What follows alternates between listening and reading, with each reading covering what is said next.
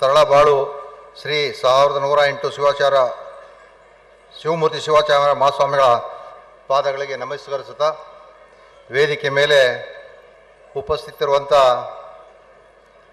ಲೋಕಸಭಾ ಸದಸ್ಯರಾದಂಥ ಕೋಟಾ ಶ್ರೀನಿವಾಸ ಪೂಜಾರಿ ಅವರೇ, ನಮ್ಮ ಆತ್ಮೀಯರು, ಪಕ್ಕದ ಜಿಲ್ಲೆಯವರಾದ ವಿರೋಧ ಪಕ್ಷದ ನಾಯಕರಾದಂಥ ಸಿ ಟಿ ರವಿ ಅವರು ನಮಗೆ ತುಂಬ ಆತ್ಮೀಯರು. ಅವರು ಯಾಕೆಂತ ಹೇಳಿದ್ರೆ ಹಳೆಯ ಸ್ನೇಹಿತರು, ನಮ್ಮ ಶಾಸಕರು ಅವರು ಕೂಡ ಬಂದಿದ್ದಾರೆ, ಅವರು ಕೂಡ ಅಭಿನಂದನೆ. ಅದೇ ರೀತಿ ನಮ್ಮ ಕಾಂಗ್ರೆಸ್ ಪಕ್ಷದ ವಕ್ತಾರರು, ವಿಧಾನ ಪರಿಷತ್ ರಮೇಶ್ ಬಾಬು ಅವರು ತುಂಬ ಅಭೂತಪೂರ್ವ ಮಾತಾಡಿದ್ರು, ಅವರು ಕೂಡ ಬಂದಿರೋ, ಅವರಿಗೂ ಕೂಡ ಸ್ವಾಗತವನ್ನು ಕೋರ್ತಾ, ಮತ್ತು ಹಗರಿಬೊಮ್ಮನಹಳ್ಳಿ ಕ್ಷೇತ್ರದ ಶಾಸಕಂತ ನೇಮಿರಾಜ್ ನಾಯ್ಕರವರು ಮತ್ತು ಬೇಲೂರು ಶಾಸಕಂತ ಸುರೇಶ್ ಅವರು ಮತ್ತು ಆಂಜನೇಯವರು ಕೂಡ ಈ ತಾನೇ ನಿರ್ಗಮಿಸಿದರು. ಶಂಕರಮೂರ್ತಿಯವರು ಕೂಡ ಕಾರ್ಯಕ್ರಮ ಮಾತಾಡಿ ನಿರ್ಗಮಿಸಿದರು. ಈಗಾಗಲೇ ಪೂಜ್ಯ ಶ್ರೀ ಜಗದ್ಗುರು ಶಿವರಾತ್ರಿ ದೇಶಿಕೇಂದ್ರ ಮಹಾಸ್ವಾಮಿಗಳು ಈಗ ತಾನೇ ಪ್ರವಚನ ಮಾಡಿ ಅವರು ಕೂಡ ನಿರ್ಗಮಿಸಿದರು. ಅವ್ರಿಗೂ ಕೂಡ ಅವರ ಪಾದಗಳಿಗೆ ಕೂಡ ನಮಸ್ಕರಿಸುತ್ತಾ, ವೇದಿಕೆ ಮೇಲೆ ಉಪಸ್ಥಿತಿರುವಂಥ ಎಲ್ಲದೇ ಗಣ್ಯಗಳಿಗೂ ನಮಸ್ಕರಿಸುತ್ತಾ, ಈಗಾಗಲೇ ಸಾಕಷ್ಟು ಗಣ್ಯ ವ್ಯಕ್ತಿಗಳು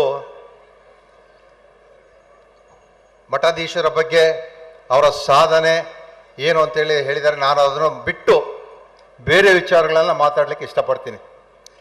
ಪರಮ ಪೂಜ್ಯರು ಕಳೆದ ವರ್ಷ ಭರಮಸಾಗರದಲ್ಲಿ ನಡೆದಂಥ ಹುಣ್ಣಿಮೆಯಲ್ಲಿ ನಮ್ಮ ಭದ್ರಾವತಿಯಲ್ಲಿ ಮುಂದಿನ ವರ್ಷ ಅಂತೇಳಿ ಘೋಷಣೆ ಮಾಡಿದ್ದು ನಮ್ಮೆಲ್ಲ ಭದ್ರಾವತಿ ತಾಲೂಕಿನ ಜನತೆಯ ಆಶೀರ್ವಾದ ಅಂತೇಳಿ ಪರಮ ಪೂಜ್ಯರಿಗೆ ಅಭಿನಂದನೆ ಸಲ್ಲಿಸ್ತೀನಿ. ಯಾಕೆಂತ ಹೇಳಿದ್ರೆ ಪೂಜ್ಯರು ಏನು ಆದೇಶವನ್ನು ಮಾಡಿದ್ರು ಅವತ್ತಿಂದ ಇವತ್ತರೆಗೂ ನಿಮ್ಮ ಭದ್ರಾವತಿ ತಾಲೂಕಿನಲ್ಲಿ ನಿಮ್ಮ ಶಿಷ್ಯಂದರು, ನಿಮ್ಮ ಭಕ್ತಾದಿಗಳು ಚಾಚು ತಪ್ಪದೆ ಯುದ್ಧಕ್ಕೆ ಸೈನಿಕರು ಹೇಗೆ ರೆಡಿ ಆಗ್ತಾರೋ ಹಾಗೆ ಈ ಕಾರ್ಯಕ್ರಮಕ್ಕೆ ಸುಮಾರು 6 ತಿಂಗಳಿಂದ ನಾವು ಸತತವಾಗಿ HR ಬಸವರಾಜಪ್ಪರ ನೇತೃತ್ವದಲ್ಲಿ, ನಮ್ಮ ಶಾಸಕರ ನೇತೃತ್ವದಲ್ಲಿ, ಲೋಕಸಭಾ ಸದಸ್ಯರಾದ ರಾಘೇಂದ್ರ ಅವರ ನೇತೃತ್ವದಲ್ಲಿ ಮತ್ತು ಎಲ್ಲ ಪಕ್ಷಾತೀತವಾಗಿ, ಇದತ್ತು ಉದಾಹರಣೆಗೆ ನಮ್ಮ ತರಳಬಾಳು ಹುಣ್ಣಿಮೆ ಪಕ್ಷಾತೀತವಾಗಿ ಕಾರ್ಯಕ್ರಮ ಮಾಡಲಿಕ್ಕೆ ಈ ವೇದಿಕೆಯೇ ಮುಖ್ಯ ಕಾರಣ.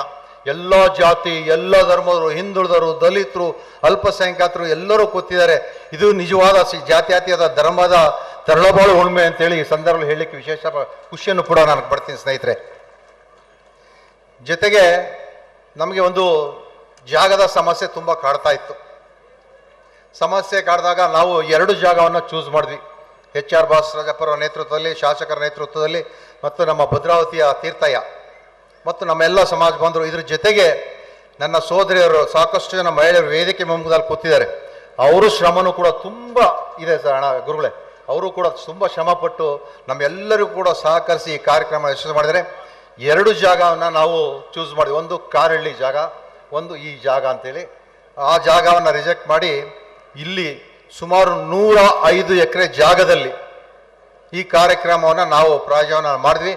ಅದಕ್ಕೆ ವಿಶೇಷವಾಗಿ ಈ ಜಾಗಕ್ಕೆ ಅನುಮತಿ ಮಾಡಿಕೊಡೋಕ್ಕೆ VSL MD ಅವರ ಹತ್ರ ಹೋಗಿ ಮಾನ್ಯ HR ಬಸವರಾಜಪ್ಪರ ನೇತೃತ್ವದಲ್ಲಿ ಶಾಸಕರು ಮತ್ತು ಲೋಕಸಭಾ ಸದಸ್ಯರು ಅವರಿಗೆ ಮನವಿಯನ್ನು ಮಾಡ್ಕೊಂಡು ಕೊಟ್ಟಾಗ ಅವರು ಹೃದಯಪೂರ್ವಕವಾಗಿ ಈ ಕಾರ್ಯಕ್ರಮಕ್ಕೆ ಒಪ್ಕೊಂಡ್ರು. ಅವ್ರಿಗೂ ಕೂಡ ವೇದಿಕೆ ಮುಖಾಂತರ ನಾನು ಅಭಿನಂದನೆ ಕೂಡ ನಾನು ಸಲ್ಲಿಸ್ತೀನಿ. ಜೊತೆಗೆ ನಾವು ಪರಮ ಪೂಜ್ಯರ ದರ್ಶನ ಪಡೆಯೋದಕ್ಕೆ ತುಂಬ ಕಷ್ಟಪಡಬೇಕು. ಸತತವಾಗಿ ನಿರಂತರ 9 ದಿನ ನಮ್ಮ ವೇದಿಕೆ ಮುಂಭಾಗದಲ್ಲಿ ಸಾವಿರಾರು ಭಕ್ತರಿಗೆ ದರ್ಶನ ಕೊಡುವಂಥ ಪುಣ್ಯ ನಮ್ಮ ಭದ್ರಾವತಿಯಲ್ಲಿದೆ. 2026ನೇ ಇಸ್ವಿ ಸುವರ್ಣ ಅಕ್ಷರದಲ್ಲಿ ಬರೆದಿರುವಂಥ ನಮ್ಮ ಭದ್ರಾವತಿ ಇತಿಹಾಸದಲ್ಲಿ ಒಂದು ಇತಿಹಾಸ ದಾಖಲೆ ಅಂತೇಳಿ ನಾನು ಹೇಳಲಿಕ್ಕೆ ಹೆಮ್ಮೆ ಪಡ್ತೀನಿ. ಯಾಕೆಂತ ಹೇಳಿದ್ರೆ 75ನೇ ಇಸ್ವಿ ಭರಮಸಾಗರದಲ್ಲಿ ನಡೀತು ಹುಣ್ಣಿಮೆ. ನಾವು HR ಬಸವರಾಜಪ್ಪ ನಮ್ಮ ಎಲ್ಲ ಸಮಾಜದ ಮುಖಂಡರು ಒಂದು ಪ್ರತಿಜ್ಞೆಯನ್ನು ಮಾಡಿದ್ವಿ, ಒಂದು ಹಠವನ್ನು ಮಾಡಿ ಒಂದು ಚಾಲೆಂಜನ್ನು ಮಾಡಿದ್ವಿ. ನಮ್ಮ ಭದ್ರಾವತಿ ಇತಿಹಾಸದಲ್ಲಿ ಎಲ್ಲೂ ಕೂಡ 75ನೇ ಮಹೋತ್ಸವ ನಡೆದಿರೋಕ್ಕಿಂತ ಹೆಚ್ಚಾಗಿ ನಾವೆಲ್ಲರೂ ಕೂಡ ಪಣ ತೊಟ್ಟು ಪರಮ ಪೂಜ್ಯರ ಆಶೀರ್ವಾದದಂತೆ ಅವರಿಗೆ ಸಂತೋಷ ಪಡಿಸಿ ಇತಿಹಾಸನ ದಾಖಲೆ ಸೃಷ್ಟಿಸಬೇಕು ಅಂತೇಳಿ ನಾವೆಲ್ಲರೂ ಕೂಡ ನಿರ್ಧಾರವನ್ನು ಮಾಡಿ ಈ ಯೋಜನೆಯನ್ನು ಈ ಕಾರ್ಯಕ್ರಮವನ್ನು ಜಾರಿಗೆ ತಂದಿವಿ. ಅದಕ್ಕೆ ಮುಖ್ಯ ಕಾರಣ ನಮ್ಮ ಪೂಜ್ಯರು. ಇವತ್ತು ನಾನು ಹೇಳಿದೆ, ಮುಂದಿನ ನಡೆಯುವಂಥ ಯಾವುದರಲ್ಲೂ ಕೂಡ ಇಂಥ ಒಂದು ಬೃಹತ್ವಾದ ಕಾರ್ಯಕ್ರಮ ನಡೆಯುವಂಥ ಕಾರ್ಯಕ್ರಮ ನಮ್ಮ ಭದ್ರಾವತಿಯಲ್ಲಿ ಸೃಷ್ಟಿ ಮಾಡಿ ಮಾಡಿ ಮುಂದಿನ ಹುಣ್ಣಿಮೆ ಅವರಿಗೆ ಒಂದು ದಾರಿ ದರ್ಶನ ಮಾಡಿಕೊಡ್ಬೇಕು ಅಂತೇಳಿ ಎಚ್ ಆರ್ ಬಸವರಾಯಪ್ಪ ಅವರು, ನಾವು ತೀರ್ಥಪ್ಪನವರು, ಶಾಸಕರು, ನಾವೆಲ್ಲ ಶಿವರೇಶ್ವರ ಸಮಾಜದ ಮುಖಂಡರುಗಳು, ಇತರೆ ಸಮಾಜದ ಮುಖಂಡರುಗಳು ಎಲ್ಲರೂ ಕೂಡ ಮಾಡಿ ಪ್ರತಿಜ್ಞೆಯನ್ನು ಮಾಡಿ ಒಂದು ತೀರ್ಮಾನವನ್ನು ಮಾಡಿದ್ವಿ. ಅದೇ ರೀತಿ ಇದು 76ನೇ ವರ್ಷ ಕಾರ್ಯಕ್ರಮ ನಡೀತಾ ಇದೆ. ನಾನು ಪೂಜ್ಯರಲ್ಲಿ ವಿನಂತಿ ಮಾಡ್ಕೊಳ್ತೀನಿ, 100ನೇ ವರ್ಷದ ತರಳಾಬಾಳು ಹುಣ್ಣಿಮೆ ಪುನಃ ನಮ್ಮ ಭದ್ರಾವತಿಯಲ್ಲಿ ತಾವು ಮಾಡಬೇಕು ಅಂತೇಳಿ ತಮ್ಮಲ್ಲಿ ವಿನಂತಿ. ಯಾಕೆ ಅಂತ ಹೇಳಿದ್ರೆ 76ನೇ ವರ್ಷಕ್ಕೆ ನಾವು ಕಾಲಿಟ್ಟಿದ್ವಿ. 100ನೇ ವರ್ಷದ ಕಾರ್ಯಕ್ರಮ ನೀವು ಏನು ಆದೇಶ ಮಾಡ್ತಿರೋ ಇದಕ್ಕಿಂತ ಹೆಚ್ಚಾಗಿ ನಾವು ಪ್ರಾಮಾಣಿಕವಾಗಿ 100ನೇ ವರ್ಷದ ಕಾರ್ಯಕ್ರಮ ಇಲ್ಲಿ ನನ್ನ ಆದೇಶ, ನಿಮಗೆ ಆದೇಶ ಮಾಡಿಸೋ ದೊಡ್ಡ ನಿಮ್ಮ ಶಿಷ್ಯ ನಾನು ವಿನಂತಿ ಮಾಡ್ಕೊಳ್ತೀನಿ. ವೇದಿಕೆ ಮೇಲೆ ಶಾಸಕರಿದ್ದಾರೆ, ನಾವು ಯಾರು ಇರ್ತೀವೋ ಬಿಡ್ತೀವೋ ಗೊತ್ತಿಲ್ಲ. ಈ ಕಾರ್ಯಕ್ರಮ ನಾವೆಲ್ಲ ಚಿಕ್ಕ ಹುಡುಗರಿದ್ದಾಗ ಕನಕ ಮಂಟಪದಲ್ಲಿ ನಡೆಯಿತು. ಆಗ ನಡೆದಾಗ ನಮಗೆ ಇದು ಏನು ಅನ್ನೋದು ಗೊತ್ತಿರಲಿಲ್ಲ. ನಾವು ಮಾತ್ರ ಹೋಗ್ತಾ ಇದ್ವಿ, ಬರ್ತಾ ಇದ್ವಿ. ಸುಮಾರು ನಾವು ಆವಾಗ 24-25 ವರ್ಷದ ಹುಡುಗರು, ನಾವು ಯುವಕರು ಅವತ್ತು. ಆಗ ನಮ್ಮ ಊರಿನಲ್ಲಿ ಕೇವಲ ಭತ್ತ ಮತ್ತು ಕಬ್ಬನ್ನು ಬೆಳೆದು ಜೀವನ ಮಾಡ್ತಾ ಇದ್ವಿ.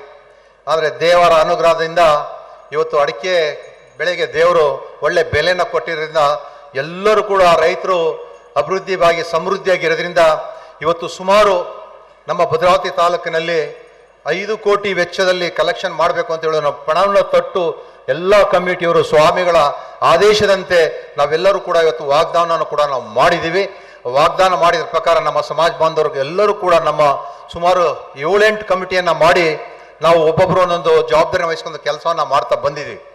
ಈ ಸಂದರ್ಭದಲ್ಲಿ ನಾನು ವಿಶೇಷವಾಗಿ ನಮ್ಮ ನಗರಸಭೆ ಸಿಬ್ಬಂದಿ ವರ್ಗದವರಿಗೆ ಹೆಚ್ಚಿನ ವಿಶೇಷ ಅಭಿನಂದನೆ ಸಲ್ಲಿಸಬೇಕಾಗುತ್ತೆ. ಯಾಕೆಂತ ಹೇಳಿದ್ರೆ ನಮ್ಮ ಆಯುಕ್ತರು, ನಮ್ಮ ಸಮಾಜದ ಸಂತೋಷ್ ಪಾಟೀಲ್ ಒಬ್ಬ ಇಂಜಿನಿಯರ್ ಇದ್ದಾರೆ, ಅವರೆಲ್ಲರೂ ಸೇರಿ ತುಂಬ ಶ್ರಮ ಹಾಕಿ 105 ಎಕರೆಯನ್ನು ಸ್ವಚ್ಛತೆ ಮಾಡಲಿಕ್ಕೆ ಮತ್ತು ನೀರಿನ ವ್ಯವಸ್ಥೆ, ರಸ್ತೆ ವ್ಯವಸ್ಥೆ, ನಮ್ಮ ಶಾಸಕರ ಆದೇಶದಂತೆ ಎಲ್ಲ ಅಧಿಕಾರಿ ಮಿತ್ರರು, PWD ಅವರು, ನಗರಸಭೆಯವರು ಮತ್ತು ತಾಲೂಕು ಆಡಳಿತರು, ತಾಲೂಕ್ ಪಂಚಾಯತಿಯವರು, ಜಿಲ್ಲಾ ಪಂಚಾಯತಿ ಅಧಿಕಾರಿಗಳು ಕೂಡ ಸಾಕಷ್ಟು ಸ್ಪಂದನೆಯನ್ನು ಮಾಡಿ ಈ ಕಾರ್ಯಕ್ರಮವನ್ನು ಯಶಸ್ವಿ ಮಾಡಿದ್ದಾರೆ. ಅವರಿಗೂ ಕೂಡ ಈ ಸಂದರ್ಭದಲ್ಲಿ ವಿಶೇಷ ಅಭಿನಂದನೆ ಸಲ್ಲಿಸ್ತಾ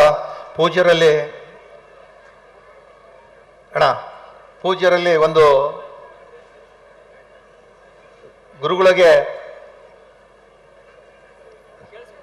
ಗುರುಗಳಿಗೆ ಒಂದು ವಿಶೇಷವಾದ ನಾನು ಹೇಳ್ತಾ ಇದ್ದೀನಿ. ನಮ್ಮ ಭದ್ರಾವತಿ ನದಿಯಲ್ಲಿ ಗುರುಗಳೇ ಹೃದಯ ಭಾಗದಲ್ಲಿ ನಾವು ಈಶ್ವರನ ದೇವಸ್ಥಾನ, ಪುರಾತನ ಕಾಲದ ಒಂದು ಈಶ್ವರ ದೇವಾಲಯ ಇದೆ. ಅದು ಮಳೆ ಬಂದರೆ ಸಂಪೂರ್ಣವಾಗಿ ಮುಳುಗೋಗ್ತಾ ಇತ್ತು. ಈಗ ಅದನ್ನೇನು ಮಾಡ್ತಾ ಇದ್ದೀವಿ ಅಂದರೆ ಕೂಡಲ ಸಂಗಮದ ರೀತಿಯಲ್ಲಿ ಒಂದು ಈಶ್ವರ ವಿಗ್ರಹವನ್ನು ಕಟ್ಟಿ ಕೂಡಲ ಸಂಗಮದಲ್ಲಿ ಯಾವ ರೀತಿ ಬ್ರಿಡ್ಜಿನ ಹೈಟಲ್ಲಿ ಕಟ್ಟಿ ಅದನ್ನು ಮಾಡಬೇಕು ಅಂತೇಳಿ ಮಾನ್ಯ ಶಾಸಕರು 6.5 ಕೋಟಿ ರೂಪಾಯಿ ದುಡ್ಡು ಪ್ರಾಜೆಕ್ಟನ್ನು ಅದು ಅನುದಾನವನ್ನು ಮಾಡಿ ಅದನ್ನು ಈಗ ಟೆಂಡರ್ ಕರೆದಿದ್ದಾರೆ. ಆ ಗುದ್ಲಿ ಪೂಜೆ ದಿವಸ ತಾವು ಬರಬೇಕು ಅಂತ ತಮ್ಮ ವಿನಂತಿ. ಯಾಕೆ ಅಂತ ಹೇಳಿದ್ರೆ ನೀವು ಎಲ್ಲಿ ಬರ್ತಿರೋ ಆ ಕಾರ್ಯಕ್ರಮ ತುಂಬ ಯಶಸ್ವಿಯಾಗಿದೆ. ನಮ್ಮ ಅದೃಷ್ಟ ಏನಪ್ಪ ಅಂತ ಹೇಳಿದ್ರೆ ಈ ಕಾರ್ಯಕ್ರಮ ಇವತ್ತು ಪ್ರಾರಂಭಕ್ಕೆ 3 ದಿವಸ ಆಯಿತು. 3 ದಿವಸದ ಹಿಂದೆ ತುಂಬ ಚಳಿ ಇತ್ತು. ಪರಮ ಪೂಜ್ಯರು ಕಾಲಿಟ್ಟ ಮೇಲೆ ಚಳಿ ಗಿಳಿ ಎಲ್ಲವನ್ನು ಬಿಟ್ಟು ಭಕ್ತಾದಿಗಳಿಗೆ ಈ ಕಾರ್ಯಕ್ರಮಕ್ಕೆ ಯಶಸ್ವಿಯಾಗಲಿಕ್ಕೂ ಕೂಡ ತುಂಬ ಅನುಮತಿ ಮಾಡಿಕೊಟ್ಟಿದ್ದಾರೆ. ನಿಮ್ಮ ಪಾದ ನಮ್ಮ ಊರಿಗಿಟ್ಟ ಮೇಲೆ ಅದು ಕಾರ್ಯಕ್ರಮಕ್ಕೆ ಯಶಸ್ವಿಯಾಗಿದೆ. ಅದೇ ರೀತಿ ನೀವು ಏನು ಹೇಳ್ತಿರೋ ಅದನ್ನು ನಾವು ನಿಮ್ಮ ಶಿಷ್ಯಂದರು ಚಾಚು ತಪ್ಪದೆ, ಇವತ್ತು ಕೇವಲ ತರಳಬಾಳು ಹುಣ್ಣೆ ಮಹೋತ್ಸವ ಅಲ್ಲ, ಮುಂದಿನ ದಿನಗಳಲ್ಲಿ ನೀವೇನೇ ಆದೇಶ ಮಾಡಿದ್ರು ಕೂಡ ನಿಮ್ಮ ಪಾದಗಳಿಗೆ ನಮಸ್ಕರಿಸುತ್ತಾ ನಿಮ್ಮ ಕಾರ್ಯಕ್ರಮಗಳನ್ನು ನಾವು ಚಾಚು ತಪ್ಪದೆ ನಾವು ಮುಂದಿನ ದಿನಗಳಲ್ಲಿ ಕೂಡ ನಿಮ್ಮೆಲ್ಲ ಕಾರ್ಯಕ್ರಮವನ್ನು ಮಾಡ್ತೀವಿ ಅಂತ ಹೇಳ್ತಾ, ನಾವು ಯಾವತ್ತೂ ಕೂಡ ನಿಮ್ಮ ಶಿಷ್ಯರಾಗಿ ನಿಮ್ಮ ಅಭಿಮಾನಿಗಳಾಗಿ ಇರ್ತೀವಿ ಅಂತ ಹೇಳ್ತಾ ಈ ಕಾರ್ಯಕ್ರಮ ಇನ್ನೂ ತುಂಬ ಮಾತಾಡಬೇಕಂತ ಇತ್ತು. ಸಮಯದ ಅಭಾವ ಇರೋದ್ರಿಂದ ನಮ್ಮ CT ಹಿರಿಯವರು, ವಿ ಕ್ರಿಮಿಯರ ಗೋಪಿಯವರು ಬಂದಿದ್ದಾರೆ. ಅವ್ರದ್ದು ಬಂದಿರೋದು ಕೂಡ ನಮ್ಮೆಲ್ಲರ ಭಾಗ್ಯ. ಹಾಗಾಗಿ ಅದಕ್ಕಿಂತ ಹೆಚ್ಚಾಗಿ ಸಾಂಸ್ಕೃತಿಕ ಕಾರ್ಯಕ್ರಮ, ಆ ಯೋಗಾಸನ ಮಾಡಿದಂಥ ಯುವಕ, ನಿಜವಲ್ಲೂ ನಾನು ಒಂದು ಇತಿಹಾಸ ನನಗೇನೋ ನನ್ನ ಜೀವನದಲ್ಲಿ ನೋಡಿರಲಿಲ್ಲ ಇಂಥ ಒಂದು ಇತಿಹಾಸದ ಯೋಗಾಸನ. ಅಂಥ ಯೋಗಾಸನ ಕಲ್ಪಿಸಿಕೊಡೋಕ್ಕೆ ಮುಖ್ಯ ಕಾರಣಕರ್ತಂತ ನಮ್ಮ ಗುರುಗಳಿಗೆ ಈ ವೇದಿಕೆ ಮೇಲೆ ಮುಖಾಂತರ ನಾನು ನಮ್ಮ ಕುಟುಂಬದ ಪರವಾಗಿ, ನಮ್ಮ ಭದ್ರಾವತಿ ತಾಲೂಕಿನ ಸಮಾಜದ ಪರವಾಗಿ ಅಭಿನಂದನೆ ಸಲ್ಲಿಸ್ತಾ ನನ್ನ ಮಾತುಗಳನ್ನು ಮುಗಿಸ್ತೀನಿ. ಜೈ ಹಿಂದ್, ಜೈ ಕರ್ನಾಟಕ.